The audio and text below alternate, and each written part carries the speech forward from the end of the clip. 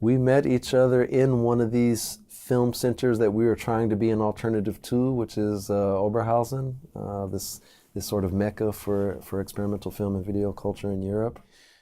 I think I met because he was the only African American there, I think. So I was like, hey, bro, where you from? After his screening, I think I asked him a few questions in a post-screening discussion, and that sort of just became the spark for like, okay, who are you? Who are you? What are you doing? What are you doing? Okay, let's talk more, and the rest is history.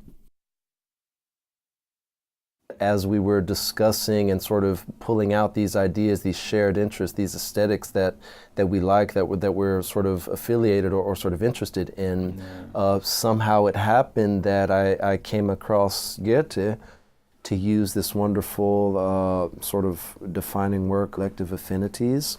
This program represents a sort of a translation or an extrapolation of our shared affinities when it comes to cinema, when it comes to aesthetics in general, across a variety of art forms, our different philosophies and ideologies. So we've tried to put ourselves into this program, and literally I've also sort of pushed Kevin to insert himself into the program in the sense that we're using a lot of his films as sort of anchor points for the different thematic sections that we have within this program.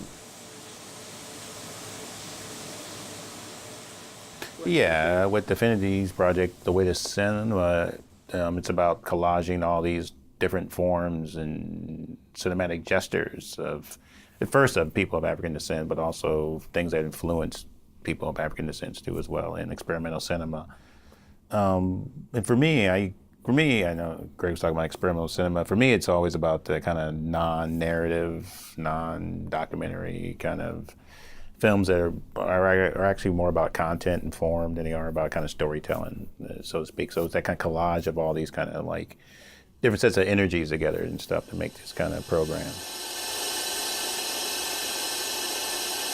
But for me, it's like, like you see kind of Ellsworth Kelly paintings, and then you see the kind of the black over the green or something like that. And it's like, it's just that moment, right, when you like to realize like there's two things going on, so to speak, and that layering and stuff like that. Tonight, I'm told, is a celebration. But in many ways, it's a lamentation. Right now, at this stage of my career and life, it's a question of forms, it's a question of disciplines, it's a question of what form do you want to use to communicate a story, and what forms are most effective.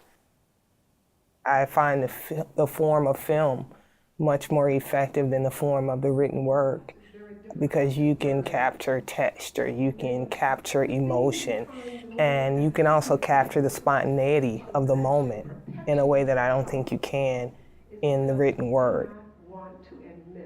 Like I wanted to kind of, always curate something that where there's a lot of films that are either influenced by African American filmmakers or actually done by our African American, our people in the African diaspora doing experimental work, So. I just sort of followed this wormhole, and that's how we came to this idea of affinities, but also this idea of weight, this idea of this chemical balance or imbalance or this fusion, and these are different weights in literal terms, sort of, and also in metaphorical terms.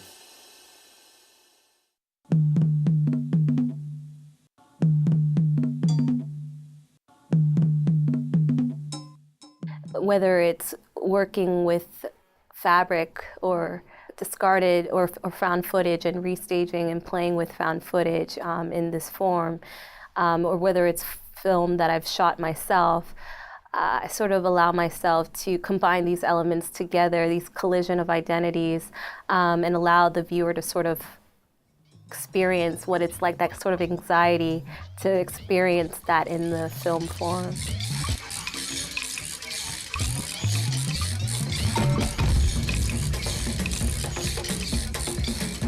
I called my practice my triple consciousness. I sort of use these films as a way to explore my multiple identities, and I sort of travel between Ghana and America, kind of looking for a place in between, this in-between space. This is what I really love about working with short films and short video work, short length works. this is an opportunity to create a form of montage, right? Yeah. So this is, again, we're back to this sort of molecular charge, this sort of colliding things and seeing what sparks emerge, whether there's a pre-existing theme or not. This is the work to me, and sort of figuring out how to make things, not how to make things talk to each other, but how to allow them to talk to each other. And hopefully something can grow from that and be transmitted to the audience.